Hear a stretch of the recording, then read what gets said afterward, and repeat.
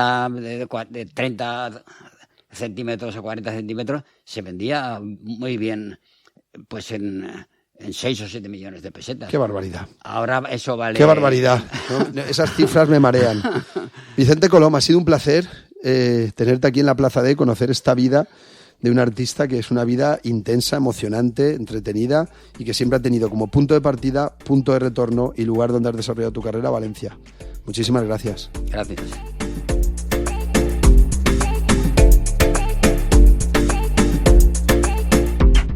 Escucha todos los programas en plazaradio.es y en valenciaplaza.com. Suscríbete a nuestros canales en Apple Podcasts, Spotify, iVoox y Google Podcasts. Descarga la skill para Alexa de Plaza Radio o envía un WhatsApp al 605 66 36 70 para recibir cada nuevo episodio. También puedes seguirnos en Facebook, Twitter e Instagram.